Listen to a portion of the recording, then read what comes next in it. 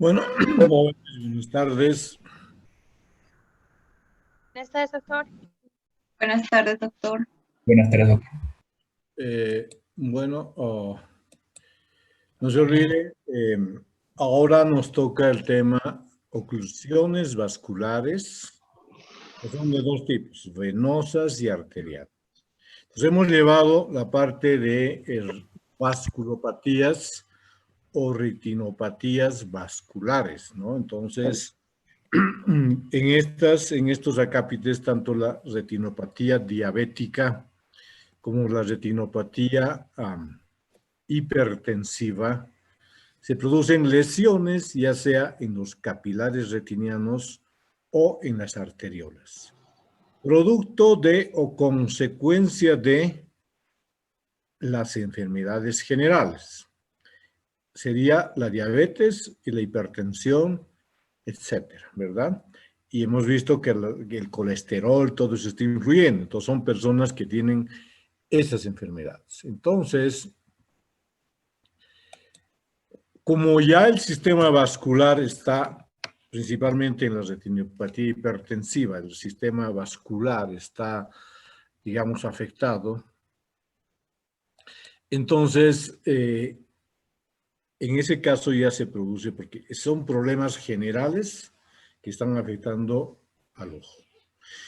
Entonces, en ese caso ya se produce este problema, ¿no? Las oclusiones vasculares. Y entonces empecemos las más frecuentes y las más, digamos, o sea, las que más se presentan son las oclusiones vasculares venosas. Las arteriales son muy raras. Tiene que haber un estado de salud muy deteriorado para que ocurra esto. Bien. Entonces empezamos. Las oclusiones venosas retinianas se definen como un desorden vascular, por lo general agudo, ¿no? Entonces son que se produce por oclusión venosa súbita y cuyas complicaciones potenciales pueden afectar severamente la visión. Esta enfermedad entra dentro de un acápite que se llama pérdida súbita de visión.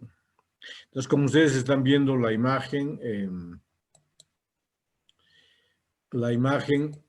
¿no? Entonces se puede apreciar un fondo de ojo lleno de hemorragias en los 4 cuadrantes.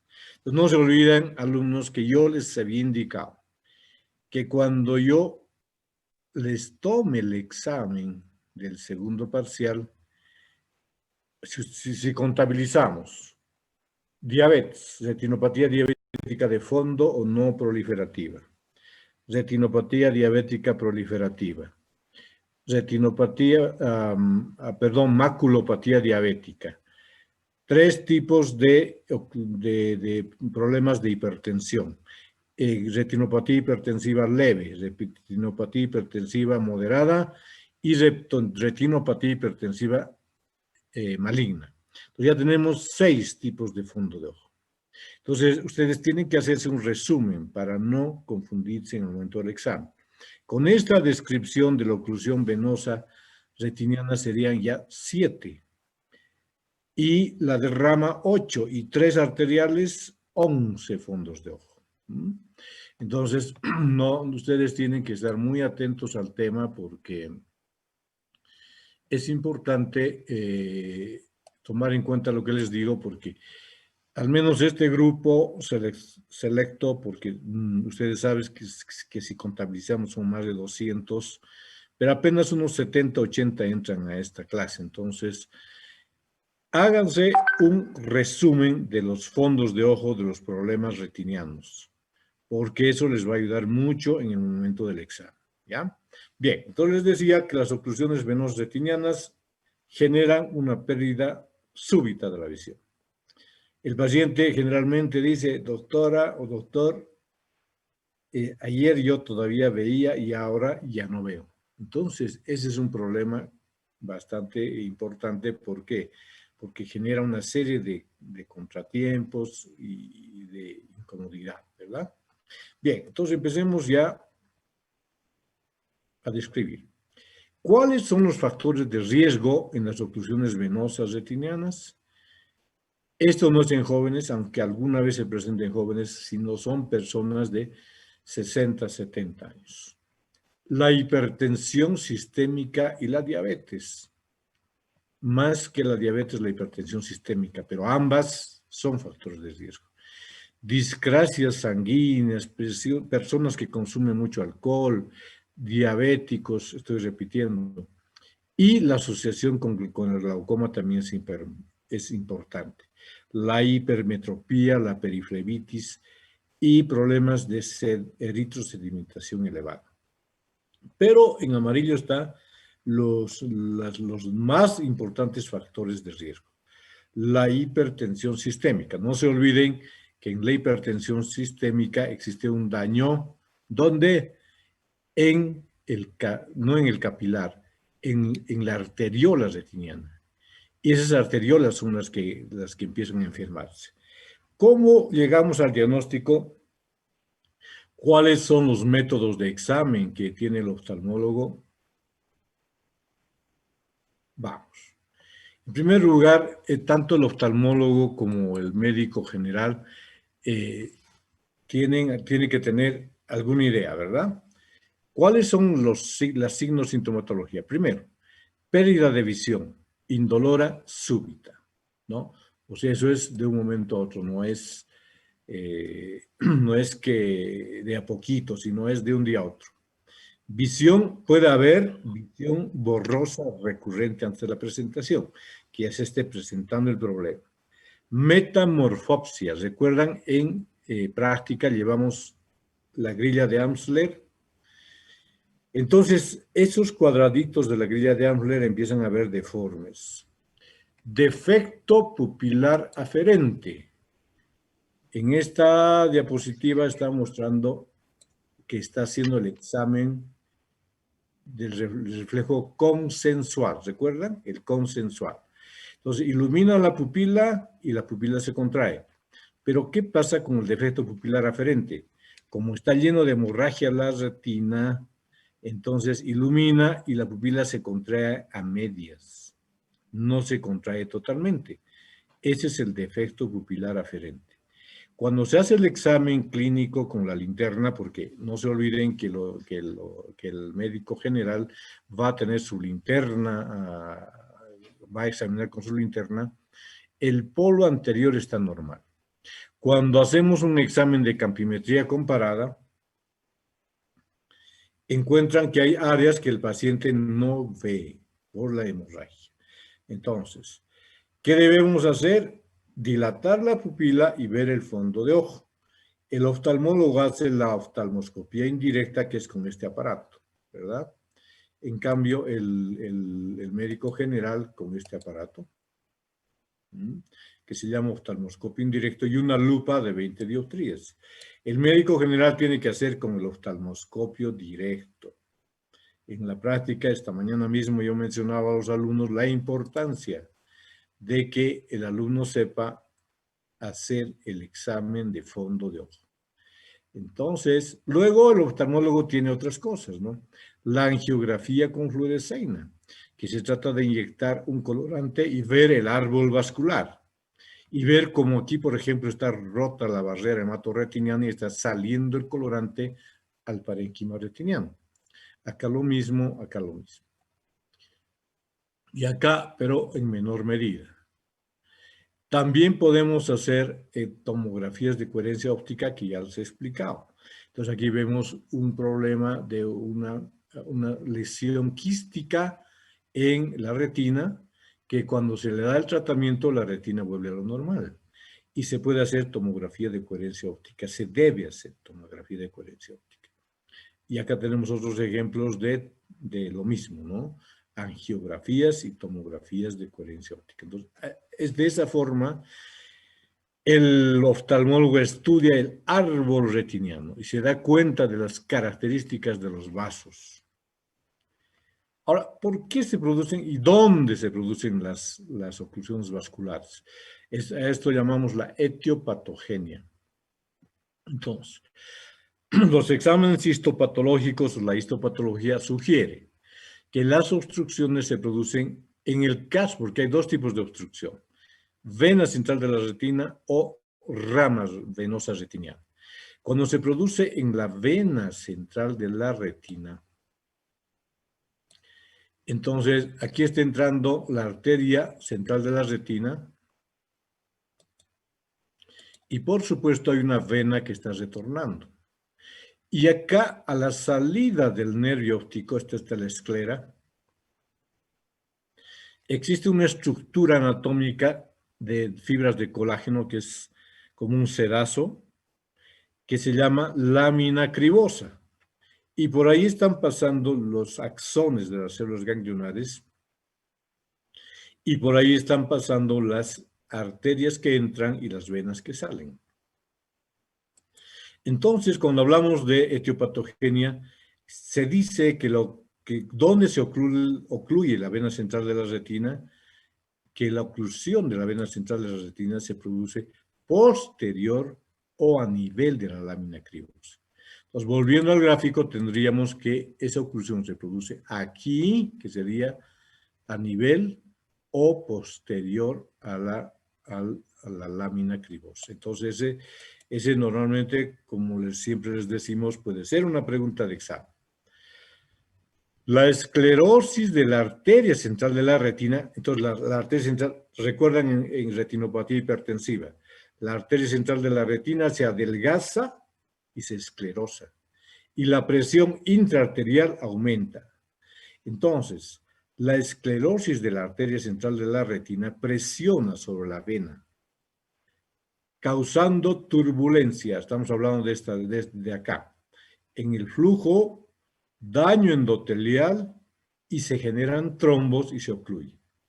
Entonces, esa esclerosis hace que la presión sobre la vena sea intensa, va a generar un daño circulatorio, producido por una turbulencia en el flujo, hay daño del endotelio y poco a poco se van generando trombos hasta que al final se ocluye. Bien, ¿qué pasa con la rama? Entonces, la rama arterial, entonces, no es la arteria central, sino es una rama de esas arterias.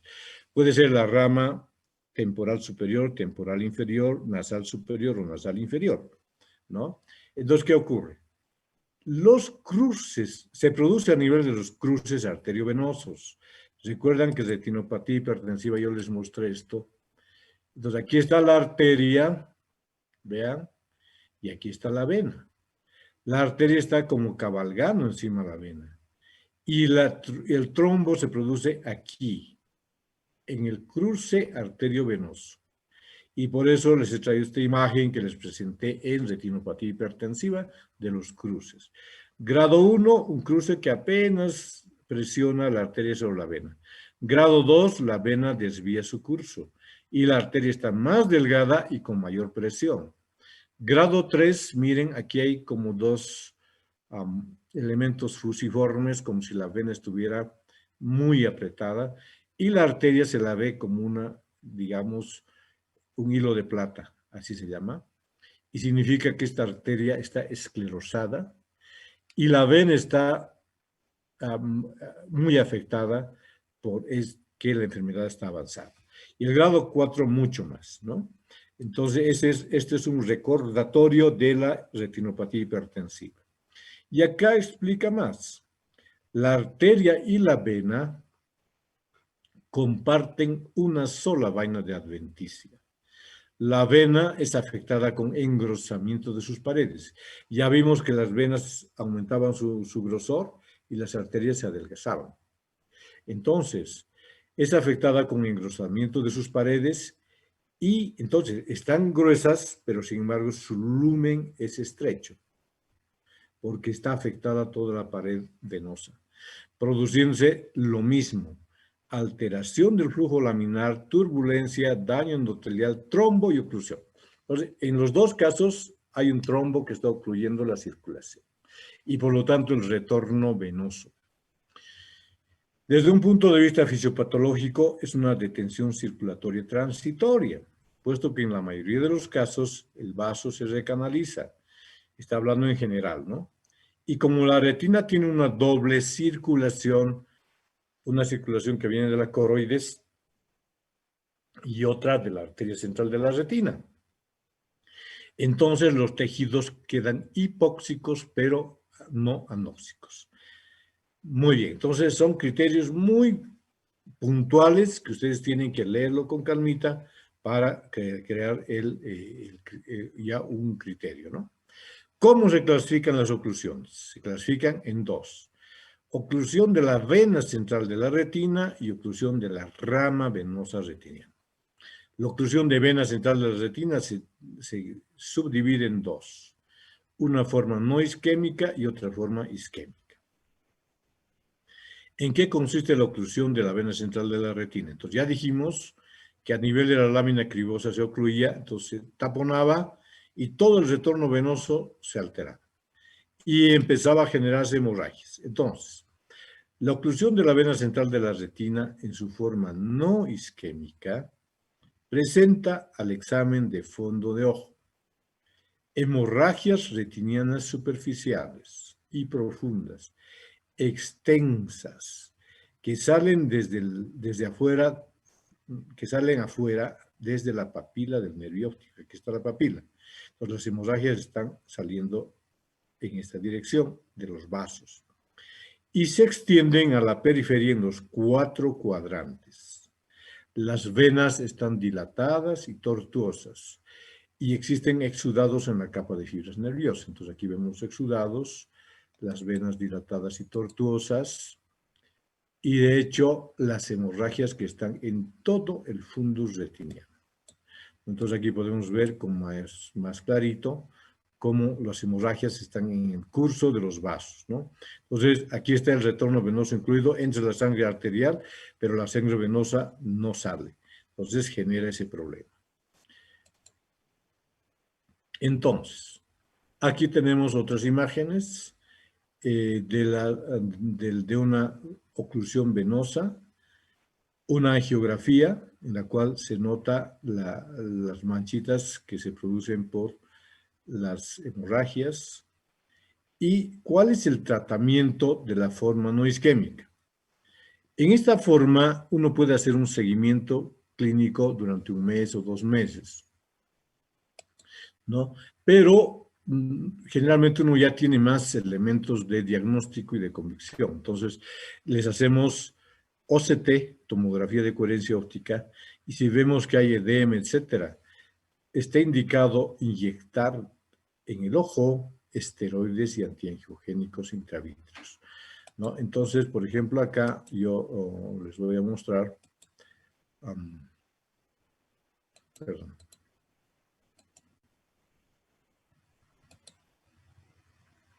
Bien, esto quiero mostrarles. Acá. Entonces, una inyección de triamcinolona o de antiangiogénicos. La pars plana que les explicó el doctor Alfredo, se inyecta estos medicamentos que ayudan mucho a la reabsorción del edema y como ya la vena se recanaliza, entonces mejoran mucho, ¿no? Pero además, cuando ya vemos que hay neovasos, entonces cuando vemos que hay neovasos se puede hacer una fotocoagulación con láser. La presencia de neovasos ya nos indica que hay que hacer una fotocoagulación con láser. No existe evidencia clínica de que la fotocoagulación sea beneficiosa para el edema, pero ahora eso ha cambiado, porque existen láser, algunos tipos de láser que ya tienen un mejor efecto. Y como ahora ya se están usando antiangiogénicos de una forma mucho mayor que antes, entonces estos conceptos un poquito que han variado hacia mejorar el pronóstico. ¿Qué ocurre en la forma isquémica? Entonces, en la forma isquémica de la oclusión de la vena central de la retina, el cuadro es algo parecido, pero la tortuosidad y congestión venosa es mayor. Existen hemorragias que afectan toda la periferia y el polo posterior y exudados algodonosos, y además hay un edema de papila. La mácula está hemorrágica y edematosa. Por lo tanto, la forma isquémica nos está indicando que es mucho más grave y mucho más severa que la otra. Entonces, eso uno llega al diagnóstico con la angiografía, con el OCT y con la observación clínica, ¿verdad? Aquí tenemos otras imágenes en las cuales están mostrando las hemorragias, una angiografía y el OCT. ¿Qué se hace como tratamiento? Entonces, lo mismo, esteroides antiangiogénicos, pero en este caso, en la forma isquémica, el pronóstico es malo. Y si no se fotocoagula, el 50% de los ojos desarrolla rubiosis iridis, que quiere decir que los neovasos se van hasta el iris y generan glaucoma neovascular. Y en algún caso, hemorragias preretinianas, inclusive hemorragias vítreas. Entonces, aquí está algo muy importante. En la forma isquémica, la aplicación rápida de la panfotocoagulación va a prevenir la pérdida del ojo y el glaucoma neovascular. Eso sería cuando la vena central de la retina se ocluye, que es un cuadro bastante crítico, ¿no? La oclusión de rama significa que, fíjense, aquí el vaso está totalmente normal, pero esta rama venosa se ha ocluido. Y ustedes saben que se ocluyen los cruces. Entonces, las hemorragias retinianas superficiales y profundas corresponden al cuadrante involucrado. Entonces ya no es toda la retina, solamente es un cuadrante, ¿verdad? Las venas están dilatadas y tortuosas porque hay una enfermedad de fondo, ¿no? Que es la esclerosis retiniana, perdón, de las arteriolas. Hay una hipertensión que está habitualmente mal controlada. Entonces es una persona que está enferma. Y esto se le presenta como complicación. Venas dilatadas y tortuosas, exudados en la capa de fibras nerviosas, edema macular y tumefacción de la cabeza del nervio óptico. Entonces, pero en la fase aguda hay presencia de venas dilatadas y tortuosas, hemorragias en llama y en manchas, lo que les he mencionado, edema retiniano en el cuadrante correspondiente, en este caso sería acá. Tras la oclusión de la rama venosa principal al principio, baja la agudeza visual, pero la agudeza visual en la anterior enfermedad de la oclusión de la vena central de la retina está mucho más disminuida que en el caso de la rama. Luego, esta se normaliza, o sea que es más benigna que la oclusión de la vena central de la retina. Las dos principales complicaciones son el edema macular crónico y una probable neovascularización. Entonces, cuando hacemos fondo de ojo, vemos toda la descripción, hemorragias, exudados, pero en un cuadrante, ¿no? El resto está normal. Entonces, digamos, el tema de recuperación puede ser más esperado que en la oclusión de la vena central de la retina. Entonces, estamos hablando de oclusión de la vena central de la retina y oclusión de rama retiniana. ¿Cuál es el tratamiento? Esperar la reabsorción de las hemorragias y realizar una angiografía. También se pueden colocar esteroides y antiangiogénicos intravítreos. Se puede fotocoagular la mácula y también se puede hacer fotocoagulación. Pero el problema de la rama es mucho más benigno que el de la arteria, perdón, que de la vena central de la retina. Acá es un resumen del tratamiento que indica y enfatiza, ¿no? Control de los factores de riesgo. Entonces, en este caso no hay un tratamiento, digamos, que vaya a prevenir, a no ser que baje la presión arterial, la persona no sea lo que decíamos en hipertensión arterial, combatir la obesidad, el alcoholismo, el sedentarismo, etcétera. Todo eso son los factores de riesgo. En la oclusión de la rama venosa retiniana, como les dije, cuando hay edema macular se hace fotocoagulación, se puede inyectar triamcinolona o esteroides alrededor del ojo o una liberación mecánica de la adventicia, ¿no? La neovascularización ya implica que hay que fotocoagular. La vena central de la retina en su forma no isquémica, esteroides intravítreos, anti-VEGF, ¿no? Que son para que no favorezcan la formación de neovasos. Y en la isquémica sí hay que fotocoagular y hacer todo lo anterior más fotocoagulación.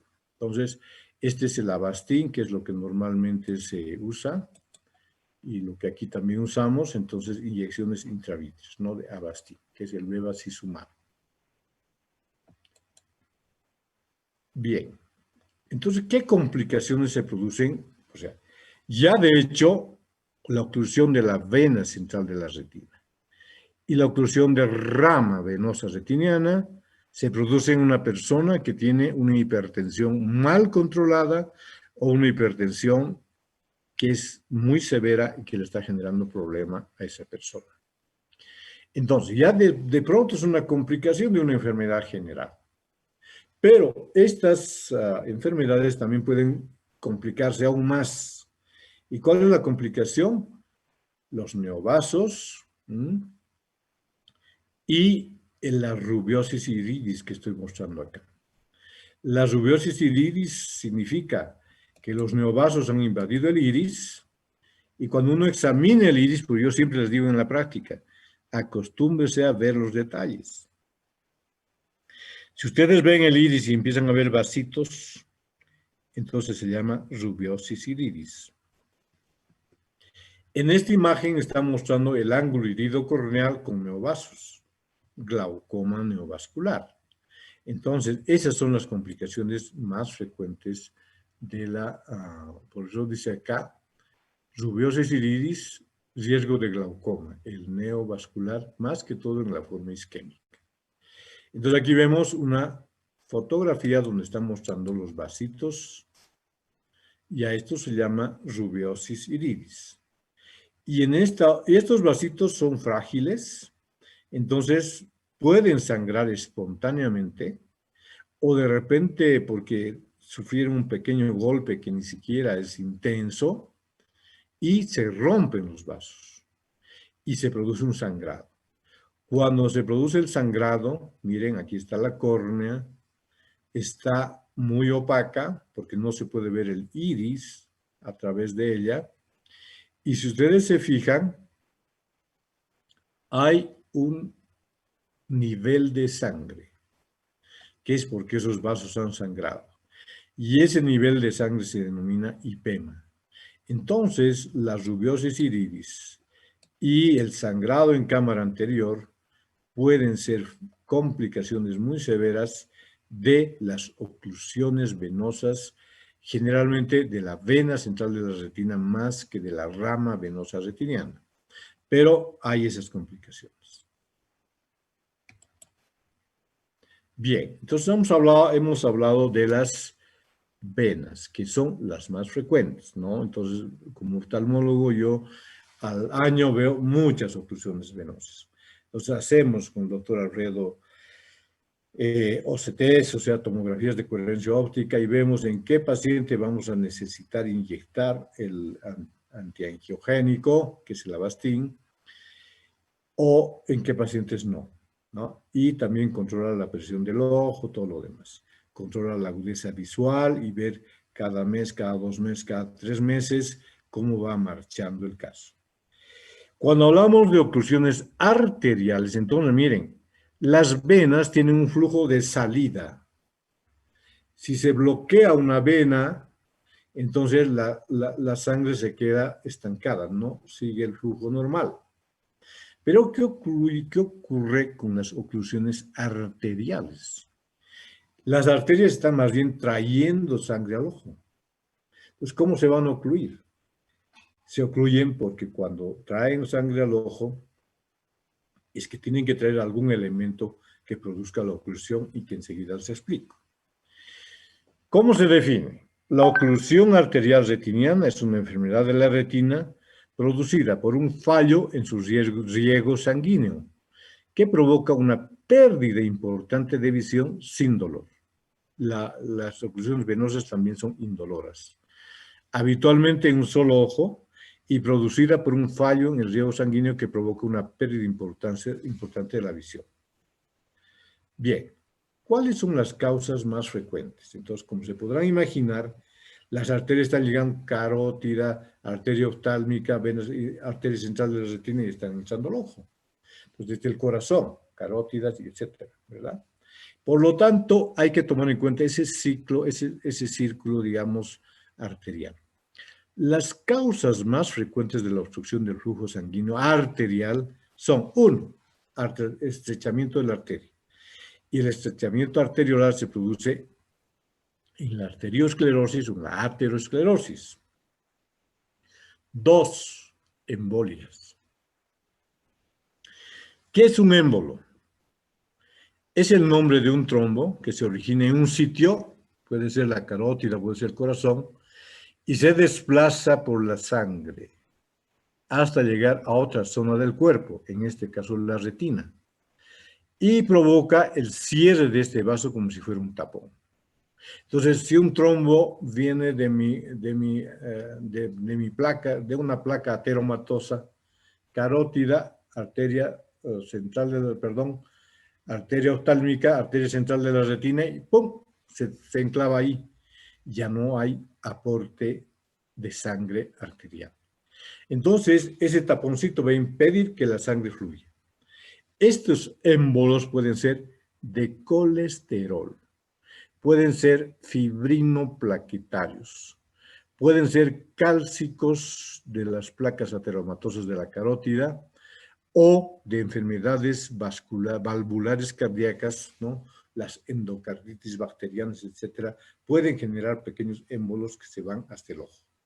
Entonces, fíjense que ya la etiopatogenia es totalmente diferente y podrán entender que esa oclusión, al ser la retina un tejido nervioso, esa oclusión es muy importante resolverla, porque si no, si se queda cualquier tejido, se queda un lapso de tiempo muy largo, se produce la isquemia.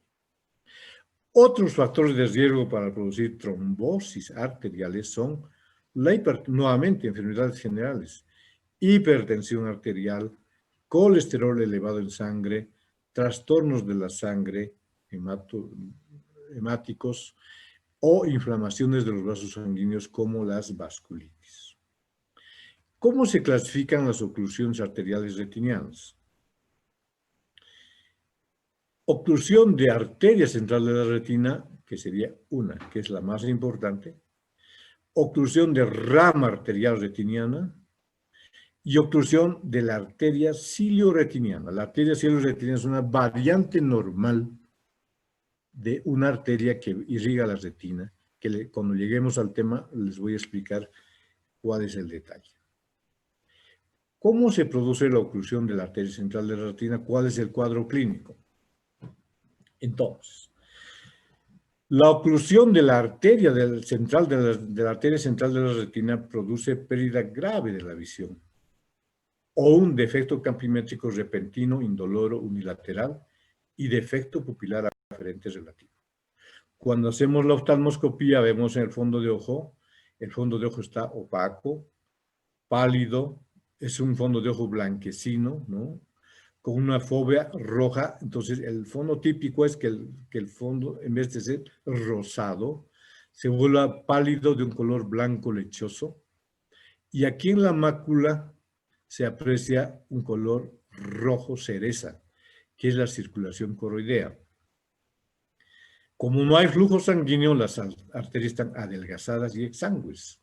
Ustedes saben que exangüe es un término que significa que no hay sangre. Un vaso exangüe es que está sin sangre. Y a veces se observa un émbolo. Por ejemplo, esta es una oclusión, pero fíjense que aquí hay un pequeño émbolo cálcico que se está viendo claramente. Indudablemente está en una rama, no está aquí en la arteria central de la retina, pero para mostrarles, ¿no? Y también esta enfermedad se puede producir en personas con arteritis de células gigantes. Entonces, en esos casos hay cefalea intensa y una arteria temporal palpable y sensible al tacto. Además, hay claudicación de la mandíbula. Pero en nuestro medio, los problemas de arteritis de células gigantes no son muy frecuentes, pero sí en otros países. Entonces, no se olviden, ese sería el cuadro clínico Paciente que llega y dice, doctor, con este ojo ya no estoy viendo. Uno ve el fondo de ojo y ve un blanco lechoso y una mácula de cerezo. Entonces, wow, aquí se ocluyó la arteria central de la retina. Qué pena. Entonces, en esos pacientes que se produce una pérdida de visión grave, aguda e indolora, uno hace la oftalmoscopía y llega al diagnóstico. Pero también el oftalmólogo puede hacer una angiografía fluorescéntica y este tipo de pacientes se indica más que todo, porque al final el ojo se puede salvar o no, se indica una ecografía carotídea para ver si hay placas ateromatosas, una ecocardiografía para identificar la fuente embólica, entonces se hace un examen al corazón, etc. Cuando se trata de arteritis de células gigantes, se realizan eritrosedimentación que está muy acelerada, proteínas C reactiva y recuento de plaquetas. Cuando se ve el émbolo, a veces no es necesario hacer ya nada más, pero estos pacientes, al tener una oclusión de la arteria central de la retina, nos indica que hay algo que no marcha en el sistema vascular. Por lo tanto, ya el médico general que tenemos dentro dice, es que este paciente puede tener un accidente cerebrovascular, entonces hay que hacerle un estudio general. Entonces uno le manda al cardiólogo para que le haga todos los estudios y uno así salva una responsabilidad mayor. Porque si bien puede perder la vista, pero perder la vida ya es otra cosa mucho más grave. Entonces, esta es otra imagen que muestra, por ejemplo, cómo la retina está totalmente blanca, pero está aquí una área que está respetada, que es la arteria cilio-retiniana, ¿no? Y aquí es una placa de Hollenhorst sobre la arcada temporal superior. Está hablando acá. Entonces, un pequeño émbolo se está viendo además aquí. Entonces han habido varios émbolos. Uno a la arteria central de la retina y otro que se ha quedado acá. Entonces, cuando vemos este fondo de ojo, ya no es necesario hacer los otros estudios, pero se pueden hacer, al menos cuando hay duda. Aquí otras imágenes de lo mismo, ¿no? Toda la retina placa blanca, lechosa, y esta es la arteria cilio-retiniana. Igual acá. Bien, eso sería la descripción de la oclusión de la arteria central de la retina. ¿Qué pasa cuando se ocluye no la arteria central, sino una rama de ese árbol vascular? Se denomina oclusión de rama arterial retiniana. Entonces aquí vemos cómo la parte superior de la retina está totalmente normal, pero sí la parte inferior, miren, está blanquecina. ¿Por qué? Y fíjense la arteria exangüe, la retina edematosa, porque se produjo un émbolo que ocluyó, que está acá, ¿verdad? Bien. Entonces, ¿cómo definimos? La oclusión de la rama arterial retiniana es una patología de origen vascular que deteriora la visión. Se produce pérdida de visión súbita con distinto grado de severidad. En algunos casos hay algo de visión, en otros no. Esta pérdida de visión repentina, indolora y unilateral se acompaña de defecto altitudinal del campo visual. Esta parte ya no responde, entonces uno cuando hace un campo visual, uno le está mostrando y el paciente dice, ¿ves algo acá? No, no veo. Acá sí veo, acá sí veo. Pero la retina de abajo, que nos está dando la visión de arriba, eso se llama defecto altitudinal. El diagnóstico se basa en la anamnesis, entonces pacientes hipertensos con cardiopatías, un montón de problemas, ya nos enfoca hacia el problema. Y además, cuando uno hace el examen oftalmoscópico, los hallazgos retinianos típicos a la oftalmoscopía. La retina aparece blanca en el área irrigada por la arteria obstruida. Esa sería una descripción muy clara, ¿no? Acá vemos lo mismo. Miren cómo esta área está totalmente edematosa y esta área normal. Y acá lo mismo. Retina edematosa, hinchada, pero no es toda la retina, es solamente una rama por suerte.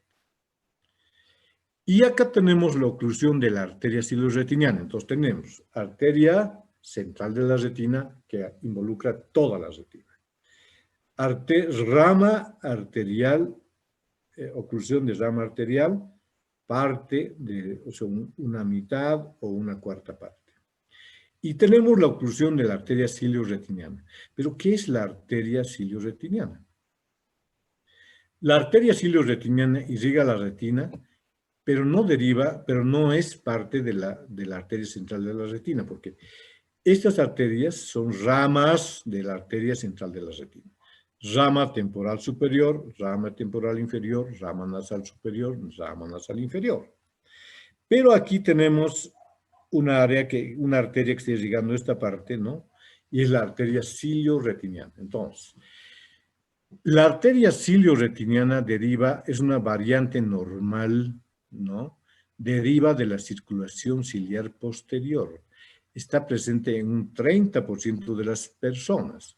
Y cuando se ocluye la arteria cilio-retiniana, se caracteriza por una palidez del polo posterior en el área que está irrigando esta arteria. Entonces, como se dan cuenta, todo lo que corresponde a la arteria central de la retina está normal. Pero esta partecita corresponde a la cilio-retiniana, esto no. Está edematosa y blanca porque se ha obstruido la arteria cilio-retiniana. Y acá también podemos apreciar lo mismo, ¿no? Y el émbolo está acá. Está marcando la flechita negra. Entonces, ¿cómo tratamos, no? Para empezar, les puedo decir que yo al año veo muchísimas oclusiones venosas, ya sea de rama o de la vena central de la retina. Pero si ustedes me preguntan cuántas oclusiones arteriales veo, muy rara vez. Porque en estas oclusiones arteriales tienen que haber problemas cardiovasculares muy profundos.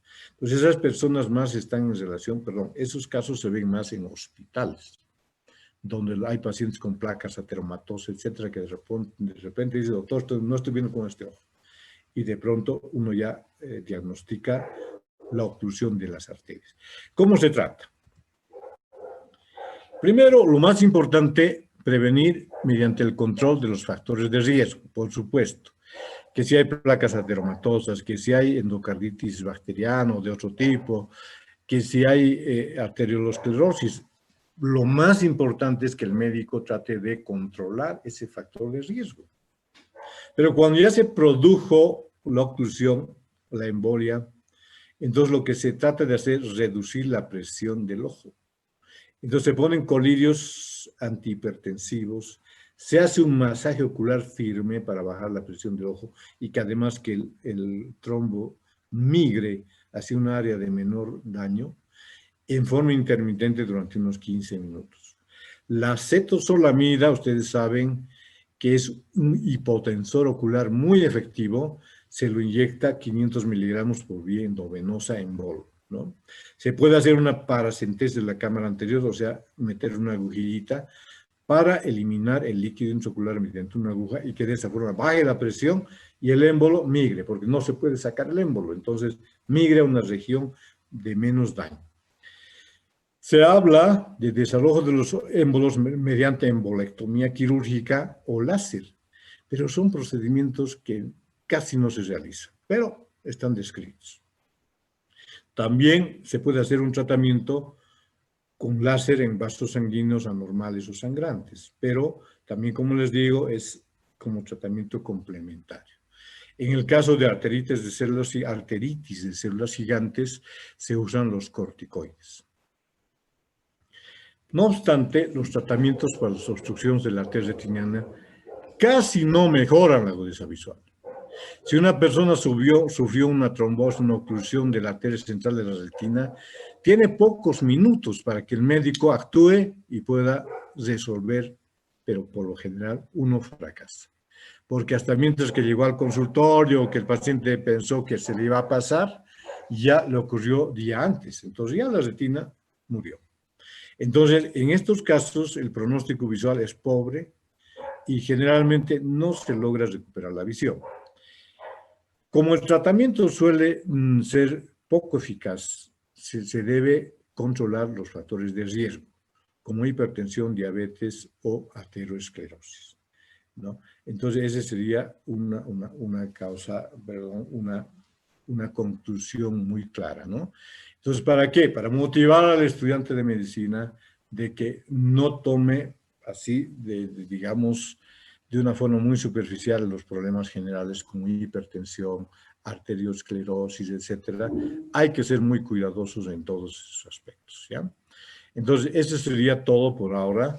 El tema es oclusiones vasculares, venosas y arteriales. La próxima clase vamos a hacer otro tipo de, vamos a tocar temas de oftalmopediatría, ¿sí? Y nos queda un par de temas de retina y con eso concluimos. Luego hacemos neurooftalmología, hacemos órbita, trauma ocular y con eso concluimos el programa, que seguramente un mes más o 2 meses más, un mes y medio más, yo creo que ya vamos a estar muy avanzados. Perfecto, jóvenes. Entonces, esa sería un poco la... me gustaría, si hubieran algunas preguntas, o quizá el doctor Alfredo quisiera acotar algo, entonces, para que hagamos una rondita de preguntas. ¿Está bien? Muy bien. A ver, ¿alguna pregunta? O doctor Alfredo, quizá quisieras acotar algo de tu experiencia. No, lo único mencionar, ¿no? La parte de los factores de riesgo cardiovasculares que a veces pasan desapercibidos. Con este tipo de cosas lo primordial es lo que hemos mencionado, la hipertensión arterial, la diabetes, obesidad, síndrome metabólico, todo este tipo de cosas que pues repercuten directamente en esto, ¿no?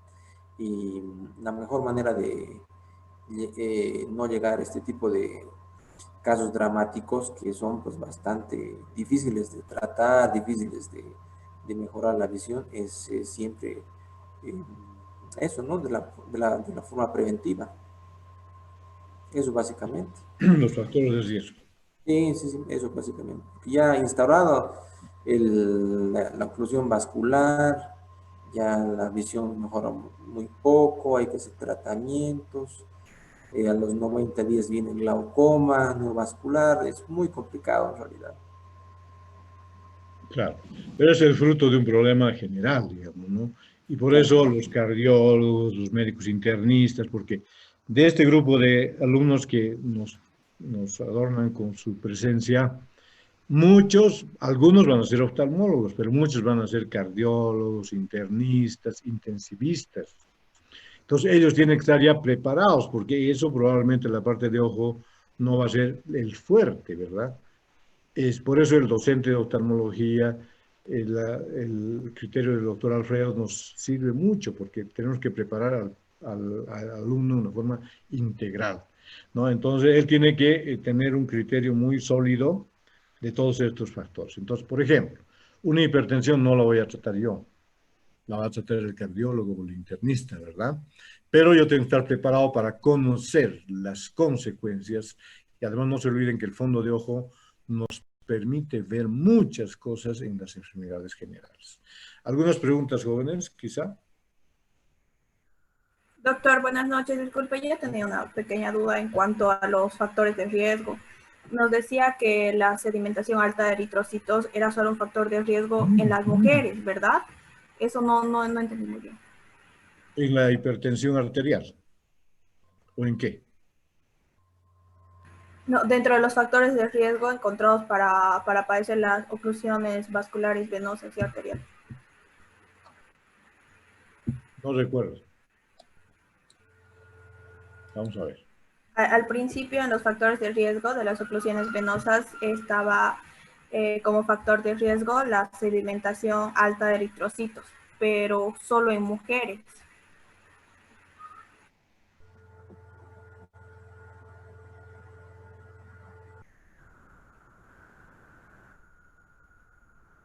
No encuentro.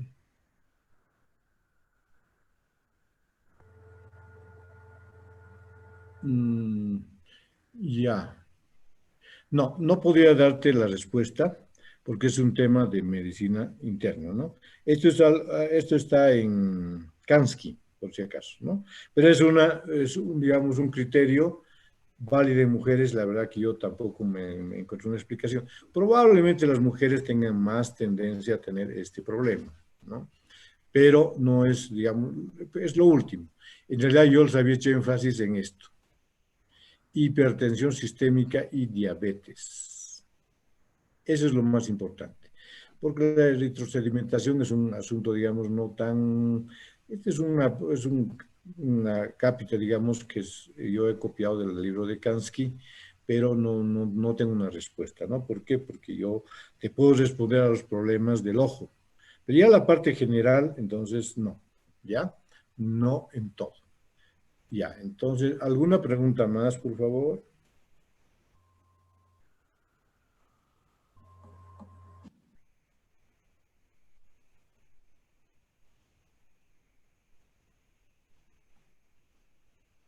Correcto, sí. No, ya te explico. Entonces, vamos a ver dónde están ustedes aquí. Bien, lo que ocurre es lo siguiente, ¿no? Vamos a ver esto que aquí. Ya. Los defectos altitudinales se refieren al campo visual, ¿no? Entonces, yo me tapo este ojo está enfermo. Mi campo visual es todo lo que, la visión que tengo y que está rodeando a mi persona, ¿verdad? Defecto altitudinal significa de que, digamos, de la mitad para arriba yo no estoy viendo. De la mitad para abajo sí estoy viendo. ¿Por qué? Porque ahí se produjo, es una oclusión de vena o de arteria, de rama venosa arterial, ¿no? Entonces la parte inferior está comprometida y la parte superior no. No te olvides que el campo visual, la parte inferior te va a dar un defecto altitudinal arriba, ¿no? Porque los fotorreceptores están acá. Entonces, si eso está dañado, arriba. Y si está en la parte superior, el defecto altitudinal es abajo. Defecto altitudinal, para que entiendas, es un defecto, digamos, del campo visual, pero no total. Porque el defecto total sería que la visión se vuelva solamente, que el campo visual se vuelva solamente muy pequeño, por ejemplo, ¿no? O que haya una hemianopsia bitemporal en los problemas del quiasma óptico. Pero el altitudinal es eso, ¿no? Que tú no estás viendo, la mitad de tu campo visual está alterada. Ese es el defecto altitudinal. Por eso yo decía, cuando se hace la campimetría comparada, yo digo, ¿está viendo? Sí, ya, un campo visual normal. Pero de aquí arriba, ¿estás viendo? Yo ya empiezo a ver. No, doctor, no veo. Ahora no, tampoco. No. Ahora sí ya veo. Entonces, todo, y ahora veo. Entonces, toda la parte inferior está normal, porque la parte superior de la retina está ok. Pero la parte de arriba, al estar la parte inferior de la retina mal, entonces no veo. Entonces, ese es el defecto altitudinal. La mitad no ves y la mitad ves. Y eso se produce, ¿por qué? Porque la oclusión de la rama venosa o de la arteria ha generado una disminución del campo visual en esta parte, perdón, en la retina de abajo, pero que nos da un defecto del campo arriba.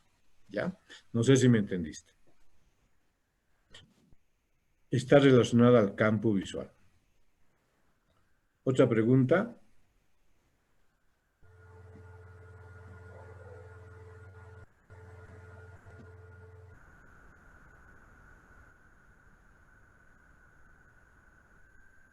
Quizá, Alfredo, algo quieras acotar. No, yo creo que eso sería todo nomás. Perfecto. Entonces, la próxima semana nos vemos nuevamente para el tema del retinoblastoma y retinopatía de la prematuridad. Los dos son temas de oftalmopediatría, entonces son muy interesantes. Bien. Bueno, jóvenes, entonces empiecen a hacer sus resúmenes respecto a los fondos de ojo porque va a ser muy difícil que en un par de días antes se aprendan todo eso. Va a ser muy difícil. Les recomiendo y les pido encarecidamente que lo hagan. ¿Ya? Bueno, conmigo entonces sería hasta pronto. Que tengan un buen fin de semana y nos vemos la próxima clase. Hasta luego, Hasta luego, doctor. doctor. Muchas gracias. Hasta luego, doctor. Luego, Doctor. Hasta luego, doctor. Doctora.